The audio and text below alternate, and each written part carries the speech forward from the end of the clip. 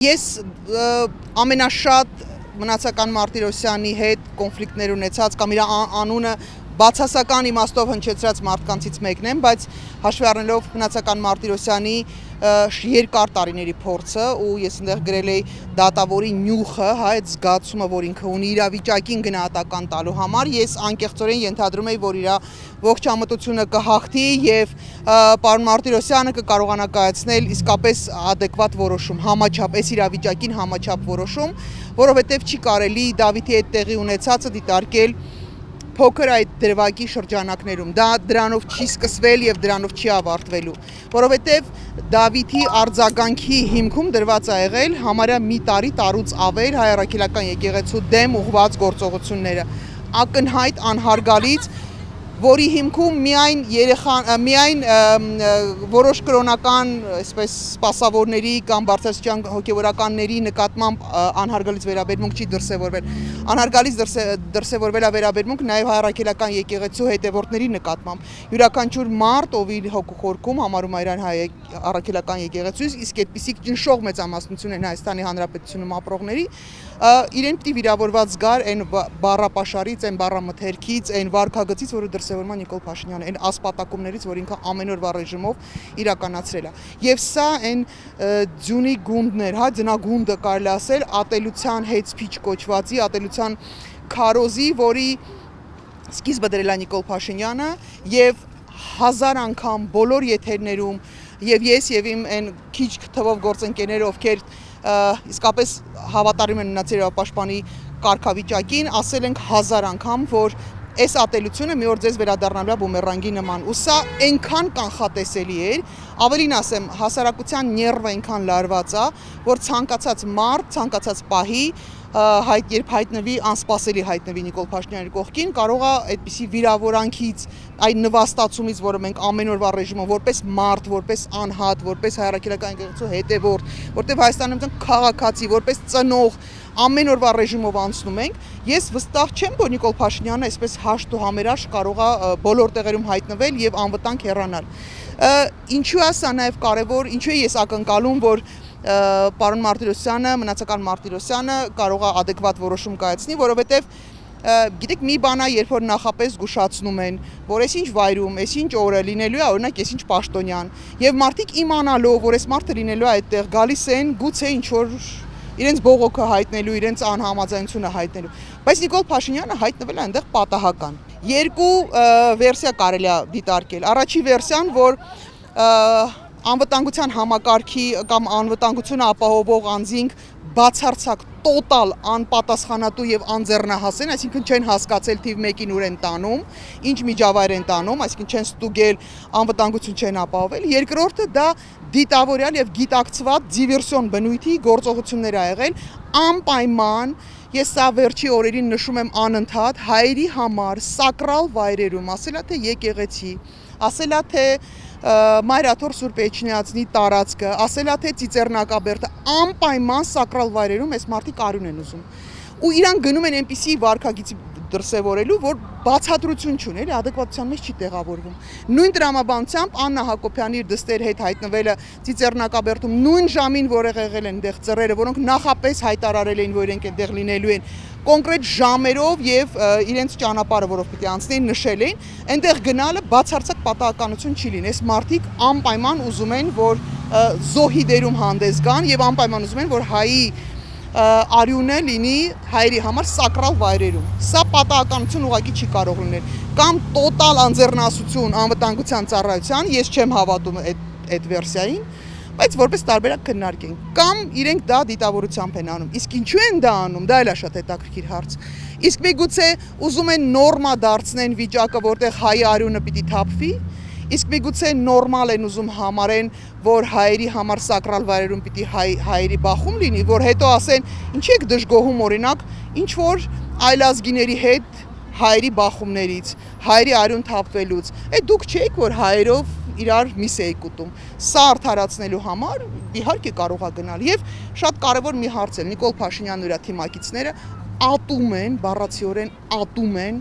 մեր երիտասարդությանը, մեր հաջորդ սերնդին, որովհետեւ Նիկոլ Փաշինյանը շատ լավ գիտի, որ հաջորդ երիտասարդ սերունդը իրան ոչ թե չի ընդունում, իր գոյությունը, չգիտեմ, իր լինելը ոչ մի ձև չի մարսում։ Ինքը շատ լավ հասկանում է, որ եթե 18-ից 25 տարեկան երիտասարդները ոչինչ չանեն, ուղղակի գնան ընտրությունների, Նիկոլ Փաշինյանը տոտալ մերժում է ստանալու։ Նիկոլ Փաշինյանը ատում է այդ շերտին մեր ժողովրդին։ Եվ հետևաբար մեր հասարակությանը պիտի խնդրեմ, շատ խնդրեմ, որևէ պարագայում սադրանքների չգնալ, որևէ պարագայում թույլ չտալ, որ անգամ շատ անհամաձայն ձեզ այդ մարդկանց հետ բախում լինի, արյուն լինի, սա չի կարելի թույլ տալ։ Եվ երկրորդը անպայման, պարտադիր, պարտքը ձեր հոգու պարտքը համարեք, այսօր բանտում գտնվող Դավիթի ի պատասխան այդ գործողության գնացեք ընտրությունների, ում ուզում եք ընտրեք, կապ չունի ում կընտրեք, միայն թե մերժեք Նիկոլ Փաշինյանին։ Կարապետյան, տեսեք, Դավիթին փաստացի թույլ չի տրվել ավարտել դպրոցը, երբ 1 ամսից երեխան պետք է ավարտի դպրոցը, 2 ամսով կալանավորման որոշում է կայացրել։ Այստեղ էլի իրավունքների ոտնահարում չկա երեխայի։ Երեխայի լավագույն շահը, երիտասարդի լավագույն մարդու լավագույն շահից դրդված բազմաթիվ էլի էլեմենտներ կան, որոնք պիտի հաշվի առնվեն։ Նախկինում դատապարտված չլինելը, քրեական ենթամշակույթ չկրելը, որտեղ մի քիչ դժվար եմ պատկերացնում, էլի մարդ, որը աղոթագիրք է ուզում ԶՊՎ-ում, տենց քրեական ենթամշակույթի կրող լինել դժվար եմ պատկերացնում, մարդու ճակատագիրը ապագան չխորտակելու պայմանով։ Առողջական խնդիրների մասին են խոսում փաստաբաններ, իսկ բազմաթիվ էլի կան խնդիրներ, հարցեր, որոնք պիտի հաշվի առնվեին կալանք չնշանակելու հետ կապված, բայց չէ, սա նաև այդ բանն է, վախի մթնոլորտ ստեղծելը, բայց Նիկոլ Փաշինյանի այս մի հաշվարկը շատ սխալ է լինելու, որովհետև մեր երիտասարդությունը դիմադրության դեպքում է, նվաստացման ու դիմադրության դեպքում է, որ կարող է ոտքի կանգնել, իսկ սա իր համար ուղղակի կործանարար է լինելու։ Տեսեք, ծնողները, իր համադասարանցիների ծնողները, իր ծնողը փաստաբանները պնդում են, որ Դավիթը ոչ Միքայելը, մյուս եղբայրը այդպես ինչ որ վարքով աչքի չեն, վատ վարքով աչքի չեն ընկել, քաղաքական ոչ մի հայացք չեն ունեցել եւ այդ ամեն ինչը ոչ թե ասենք Փաշինյանի գործողություններին պատասխանը, այլ իրավիճակի, որ իրենց հրել են, խանգարել են իրենց աղոթելը եւ այլն։ Դուք որ ձեր խոսքում նշեցիք այդ Փաշինյանի արածների պատասխանա եկեղեցու դեմ, ուզում եմ այս անկյունից էլ անդրադառնանք, որովհետև տղաները ասում են, որ չեն հակված չեն եղել, որևիցե մի բան անել։ Ես ասում եմ, կոնկրետ ոչ թե անձի դեմ ուղղված խնդիր է եղել, այլ իրավիճակը, որը որ անընդհատ լարման մեջ է ապայել, հնարավոր չի պատկերացնել, որ դու հասարակությանը ամեն օրվա ռեժիմով պահում ես լարման մեջ, ամեն օրվա ռեժիմով հավատացյալ մարդկանց, չգիտեմ, ուղղակի հայաստանության քաղաքացիներին ամեն օրվա ռեժիմով նվաստացման process ես անցկացնում, հետո հայտնվում ես մի միջավայրում, որտեղ քեզ հաստատապես չեն սպասել։ Եվ այո, նաև այդ առանձին միջադեպը, երբ որ դու գալիս ես ու քեզ համար հատուկ պայմաններ է ստեղծվում մի միջավայրում, որտեղ բոլորը հավասար են, բառացիորեն բոլորը հավասար են եկեղեցում, եւ դու գալիս ես քո համար հատուկ պայմաններ է ստեղծում։ Հիմա անպայման կասեն, ինչ անեն, առաջի դեմքի անվտանգությունը չապահովեն, առաջի դեմքի անվտանգության մասին մտածողներ եք, հեծանիվ մի քշեք փողոցներում կամ մի մտեք այն միջավայրերը, որտեղ ստուգված չի։ Տրամաբանությունը, ես ուզում եմ ձեզ մի հատ բան զուգահեռ պատկեր տամ, որ դուք լսող ավելի լավ պատկերացնի։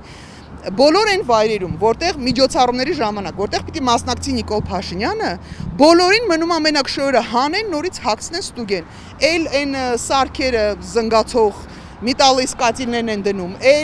դուք ասեք, ինչ են ստուգում, այն պայուսակներն են քրքրում, այսինքն քեզ ոտից գլուխ ստուգում են։ Գրպանիդ կոպեկներն են հանել տալ, որ հանկարծ մի հատ ավելորդ բան չզնգա։ Ու մեկ էլ հանկարծ այդ նույն անվտանգության տենց մոլի երկրպագուները հանկարծ հավաքում են տանում են մի միջավայր, որտեղ իրանք չեն ստուգել, վստահ չեն, որ այդ թիմը ամբողջությամբ սատար։ Այսինքն չկա էլի տրամաբանություն, հասկանում եք։ Մի պարագայում ինքը ասում է, որ օրինակ խմբեր են եկել, որ իմ նկատմամբ ահաբեկչական գործողություններ պիտի անեին, իմ անձը վտանգված է, չգիտեմ ինչա, մյուս կողմից գալիս է մտնում միջավայր, որտեղ հաստատապես իրան ոչ սպասել են, ոչ էլ իր կարիքն են զգացել, իր ներկայության կարիքն են զգացել։ Այսինքն անտրամաբանական գործողություններ կան ստեղ եւ հետեւաբար ես պնդում եմ, որ Նիկոլ Փաշինյանը պատահական չի հայտնվել, Նիկոլ Փաշինյանին անպայման անհրաժեշտ են այդտեղ իրավիճակներ, որտեղ բախումներ կլինեն, որտեղ սադրանքներ կլինեն, որտեղ նոր առիթներ կլինեն կալանավորելու, որտեղ հավատավոր մարդը մի քիչ դժվար է պատկերացնել, էլի, որ քո ամեն եկեղեցի գնալուց հետո մեծ թվով մարդիկ կալանավորվում են ու ձերբակալվում են, նորմալ է դա։ Այսինքն քո հավատացյալությունը որտեղ է տեղավորվում, ոչ մի տեղ չի տեղավորվում։ Բաժանորդագրվեք Արմաթ մեդիայի ալիքներին սոցցանցերում, հետևեք մեզ նաև Արմաթ Մեդիա AM կայքում։